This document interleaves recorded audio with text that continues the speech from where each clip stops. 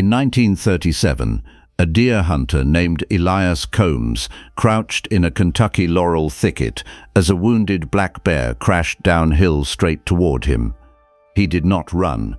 What saved him was not his rifle, but a tool small enough to ride in a vest pocket. Most of what those men carried into the mountains is now forgotten, replaced, or quietly outlawed in half the country. Number 14 on this list saved more lives in the deep timber than any rifle a hunter ever shouldered. And number 3 was so common in these hollows that a man who walked the ridges without one was considered a fool, not a woodsman. Before we count down, subscribe, because once you understand what your great-grandfather carried up that mountain, you will never look at a hunting coat the same way again. Let us count them down. Number 25. Every man who ever followed a hound through a winter holler knew the worth of a good waxed match safe. This was a small brass cylinder, threaded at the cap, no longer than a thumb, that kept strike-anywhere matches bone dry through sleet, river crossings, and a fall into a creek. The screw cap sealed against a rubber gasket. A man could light a fire after a day of cold rain when his hands had stopped working. The Marble Arms Company of Gladstone, Michigan, sold them by the 100,000 from 1900 onward, and a nickel-plated model cost 25 cents in 1910. The brass grew warm in a closed fist and rattled faintly with the matches inside. A hunter who kept one alive kept himself alive. Nobody banned the match safe. It simply vanished when the disposable lighter made dry matches seem quaint, and a survival skill became a forgotten convenience. Number 24. Before nylon paracord hung from every hardware rack, mountain hunters carried a coil of tarred bankline wound around a flat wooden card. This was thin waxed sign twine, black with pine tar, strong enough to hang a field-dressed buck from a limb, yet thin enough to set a dozen snares. A man wrapped 60 feet around a cedar card and slid it into his coat. The tar made it rot-proof and silent, and it held a knot in wet weather when raw cotton string would slip. The linen thread company sold tarred line to commercial fishermen, and a hank ran 15 cents before the First World War. It smelled of pine and salt and left a dark stain on the fingers. A man with bank line never lacked a way to bind, hang, or trap. The line never broke a law. It was simply forgotten the day cord came braided and bright. Number 23. This flat, blackened blade with a thick spine was designed for one task nobody hunts without. It was the fro-edged splitting knife, a heavy single-bevel blade a hunter drove through kindling and rib bone with a baton of green oak. 8 inches of high-carbon steel, a quarter-inch thick at the spine, forged by county blacksmiths across the southern mountains. A man split a deer's pelvis, quartered the carcass, and made fire shavings with the same tool. The spine was square enough to throw sparks off a flint. Russell's Green River Works shipped these blades west by the crate, and a finished knife cost 40 cents in 1880. The steel rang dull and heavy when it bit into seasoned wood. A man who owned one needed no axe for a day's work in the timber. No statute ever touched it. The factory folding knife simply made the splitting blade look like something from another century. Number 22. A man could carry a turkey wing bone anywhere in the mountains, and no warden, no neighbor, no preacher ever questioned it. It was a yelper, a calling instrument made from the 3 hollow bones of a wild turkey's wing, fitted together and sealed with pine pitch and thread. A hunter drew a kiss of air through the small end and produced the exact cluck and yelp of a hen, pulling a wary gobbler into range at dawn. The Cherokee made them for centuries before the first settler copied the method. A good wingbone call cost a hunter nothing but a bird he had already killed. It made a thin, raspy whisper against the lips, sharp in the cold morning air. A man who could run one fed his family in spring when nothing else moved. The law never bothered the wingbone. The box call and the slate simply buried it under a century of catalogue pages. Number 21. Not a weapon, not a knife. The humble whetstone was the most used tool a mountain hunter ever owned. A flat bar of novaculite quarried from the Appalachian mountains of Arkansas, fine on one face and coarse on the other, carried in a leather slip worn smooth by years in a pocket. A dull knife ruined a hide and exhausted a man. A sharp one slipped through joint and tendon, like the work was nothing. Pike Manufacturing of New Hampshire sold these stones nationwide, and a pocket model ran 20 cents in 1895. The stone made a soft, wet hiss when a man spat on it and drew his blade across in the firelight. A hunter judged another man by the edge he kept. No legislature ever regulated a sharpening stone. The diamond plate and the ceramic rod simply ended 1,000 years of men reading a knife's edge by the sound it made on stone. Number 20. When the snow came early and game went deep into the laurel, every mountain hunter knew that a length of rawhide and a bent sapling became a deadfall trigger in about a minute. This was the Paiute deadfall, a 4-piece trigger of carved sticks that held a flat stone above a baited platform. A squirrel, a rabbit, or a possum touched the bait. The trigger collapsed and the stone dropped. A man set a line of 20 before dark and walked it at dawn, and the sticks made a sharp clack when a trigger let go in the night. The whole rig cost nothing and weighed nothing because a hunter carved it on the spot from what the woods gave him. A man who ran a trapline ate through a winter that starved the unprepared. The deadfall was never outlawed for the woodsman, only for the market hunter. The grocery store simply made the skill seem like a story old men told. Number 19. Now here is where it gets strange. This entry belongs to the women of the mountains, who carried a small bone or steel hook nobody thought of as a hunting tool at all. It was the crochet-style snare hook, a short curved pick used to reach into a den or a hollow log and draw out a rabbit or a groundhog by the hind leg.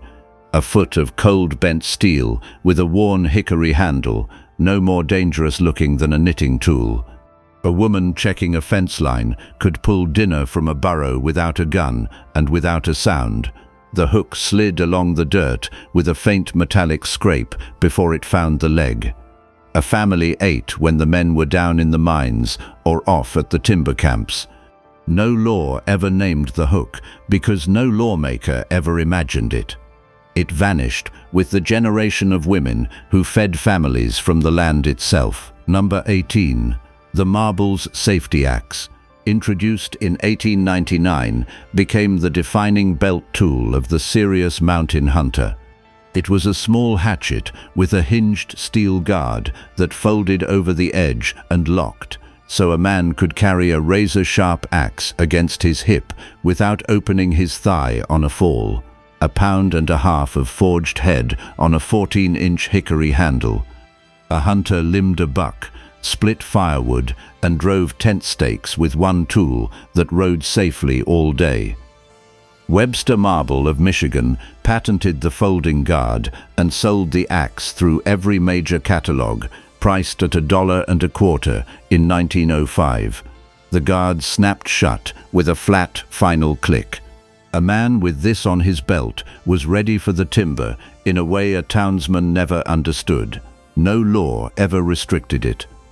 The lightweight camp hatchet simply made the old guarded axe a collector's curiosity. Number 17.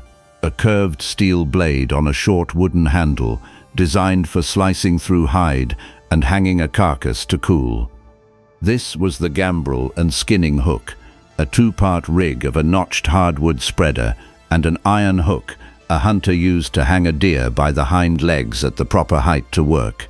The spreader held the hind legs apart. The hook bit the gambrel tendon and took the full weight of the animal. Forged by local smiths or sold through farm catalogs for 35 cents around 1910, the iron was worn bright at the hook from 1,000 carcasses. It clanked against a belt buckle with a heavy, settled sound. A hunter who owned a good gambrel never asked another man for help. The tool was never outlawed. The commercial meat locker simply ended the day. Every family hung its own meat in the smokehouse. Number 16. A slungshot for game is a lead ball or a smooth river stone sewn into a leather pocket on a short braided thong, swung to stun small animals at close range. Mountain boys carried them to take squirrels and rabbits without spending a precious cartridge or alarming the whole hollow with a gunshot. A 2-ounce ball on 8 inches of plated leather, light enough to ride in a hip pocket, heavy enough to drop a treed squirrel clean. It made a faint whir through the cold air before the dull thud of impact. The family that could not waste powder still ate meat because a child learned to throw. And here the law did step in, because the same tool used on men became a concealed weapon. By the 1920s, the slungshot was banned in most states, and a hunting tool became a felony overnight. Number 15. Also called a possum belt, this wide leather strap with iron rings turned a man's waist into a way to haul a full day's game out of the deep timber. A hunter threaded the hind legs of rabbits, squirrels and grouse through the rings and let them hang against his hip, freeing both hands for the rifle and the climb. 3 inches of harness leather, riveted brass rings spaced a hand apart.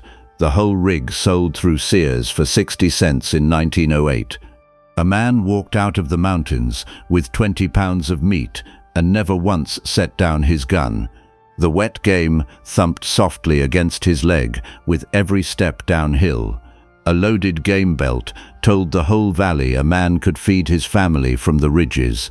No law ever touched the belt. The plastic game bag and the pickup truck simply made the long walk out a thing of the past. Number 14. Brace yourself, because this is the one nobody believes.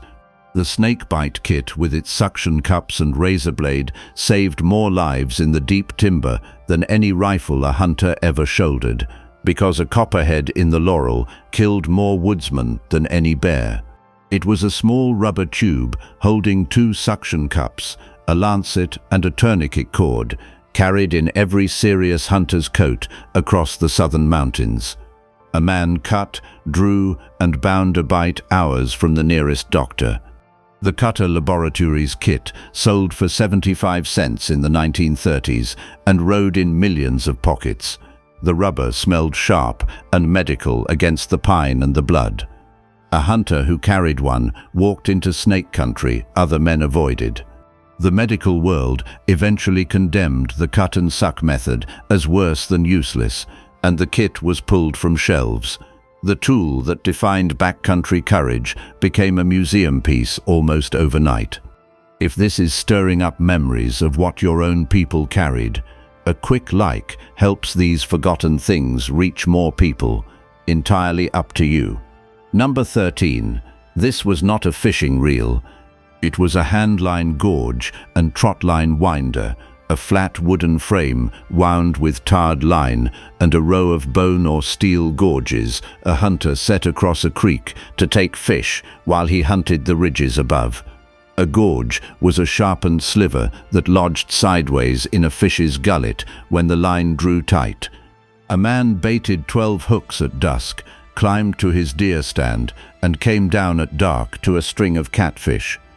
The Cherokee used bone gorges for 1,000 years before steel arrived. The whole rig cost a hunter a dime and an evening's whittling. The wet line slapped against the frame as he wound it in by feel in the dark. A woodsman who fished while he hunted never went home empty.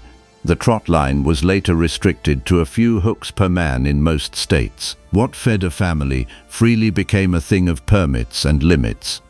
Number 12. A man could carry a fire piston into the wettest woods in the mountains and make flame when every match he owned had turned to paste. This was a sealed brass or horn cylinder with a tight piston that compressed air so hard and fast it ignited a pinch of charred cloth at the bottom. One sharp drive of the palm, and a man had a glowing coal in under a second. The principle came from Southeast Asia, but mountain craftsmen carved their own from deer antler and brass scrap. A working piston cost more than most tools, near $1, because it had to seal perfectly. It made a hard pop and a hiss of compressed air when a man slammed it home. A hunter with a fire piston never feared a soaking rain. No law ever touched it. The waterproof match and the windproof lighter simply made the cleverest fire tool in the woods obsolete. Number 11. Before headlamps clipped to every cap, mountain hunters carried a tin bullseye lantern with a single magnifying lens that threw a hard beam into the dark. This was a candle or oil lantern the size of a coffee tin, faced with a bulging glass lens that gathered the flame into a narrow shaft. A man aimed like a rifle. A coon hunter, following hounds at midnight, pinned the shine of an animal's eyes from 40 yards. Pressed tin, a folding bale handle, a sliding shutter to kill the light fast, sold for $0.25 through the catalogues of the 1890s. The hot metal ticked as it cooled and smelled of scorched oil and candle smoke. A man who could work a bullseye in the dark hunted hours other men could not. No law ever banned the lantern itself, though jacklighting deer by its beam was outlawed across the mountains. The flashlight simply snuffed 3 centuries of hunting by candle. Number 10. This entry belongs to the trappers. The long spring steel trap, the number 1 size made by the Oneida community of New York, was the single tool that put hard cash in a mountain family's hand through a long winter. A coiled flat spring drove 2 jaws shut on the leg of a mink, a muskrat, or a fox the instant the pan tripped. A trapper ran a line of 50 along the creeks and sold the cured pelts to a buyer who came through twice a season. The number 1 trap cost 11 cents in 1900, and a good mink hide brought $3. The jaws closed with a flat iron snap that echoed off the water in the cold. A man who could read sign and set steel turned the empty winter woods into income.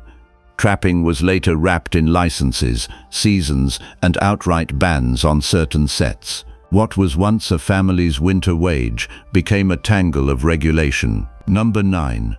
Every hunter who ever sat a cold dawn stand owned a hand warmer, and every one of them knew it was the difference between an hour in the timber and a full day.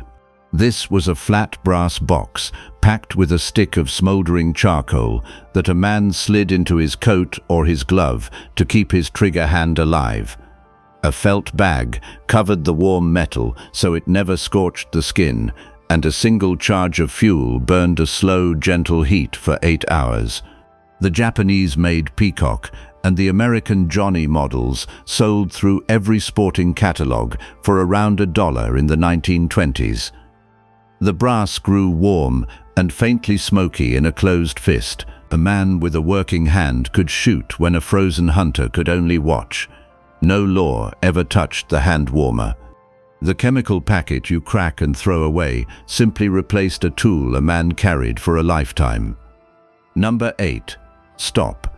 This next one breaks the pattern entirely. The Barlow knife was the universal pocket knife of the southern mountains, but in a hunter's hand, it was the most important tool he owned. A long oval bolster, 2 carbon steel blades, a bone or wood handle, worn the color of an old saddle, made cheap and strong for a working man. A hunter skinned, gutted, whittled triggers, cut bank line, and ate his dinner with the same blade. The name came from the Barlow family of Sheffield, England, in the 1600s, and an American-made one cost $0.10 in 1900. The blade closed with a solid, oily snap that every mountain boy knew by heart. A man passed his Barlow to his son the way other men passed down land. The knife was never outlawed, but blade length and lock laws slowly boxed it in. A tool every boy once carried to school would now empty a schoolyard. Number 7. a curved bone or antler needle threaded with sinew, designed for the one job that saved a hunt from disaster. This was the pack and hide repair awl, a hardened point set in a wooden grip that a hunter used to stitch torn boots, ripped packs, and split harness miles from any town. He punched a hole through leather, drew waxed thread or deer sinew through behind it, and a failing boot held for another 40 miles. The Osborne Company of Connecticut sold harness awls to saddlers, and a hafted point cost 15 cents around 1910. The awl made a soft pop as it pierced wet leather, then the long draw of the thread. A man who could mend his own gear never turned back early for a busted strap. No statute ever regulated a sewing awl. The disposable boot and the nylon pack simply ended the age when a hunter repaired everything he owned. Number 6. A man could carry a deer call grunt tube through any county in the mountains, and nobody gave it a second look. Carved from a section of river cane or turned cedar, fitted with a thin rubber reed, it produced the low guttural grunt of a rutting buck and the bleat of a doe. A hunter sat downwind in November and pulled a heavy-racked buck across 2 ridges with nothing but a sound. The Olt Company of Pekin, Illinois, made the first mass-produced game calls, and a deer grunt sold for 50 cents in the 1930s. The cane was cool and smooth against the lips, and the reed buzzed faintly between calls. A man who could talk to the game took bucks that other hunters never saw. No law ever touched the call. The electronic caller, banned in most states for the very reason it works too well, made the old cane tube a quaint thing of the past. Number 5. A flint and steel striker is a shaped bar of high-carbon steel a man rakes against a sharp edge of flint to throw a shower of sparks into charred tinder. This was the fire tool of the mountains for 200 years, carried in a tin with a piece of flint and a wad of char cloth in a waxed pouch. A hunter struck a hard downward stroke, caught a spark in the char, and breathed it into a flame inside a nest of dry bark. The steel came forged in a C-shape that fit the knuckles, sold for a nickel through the general store. It rang a high, bright note with every strike, and smelled of hot iron and scorched cloth. A man who could make fire with steel never depended on anything he could not carry forever.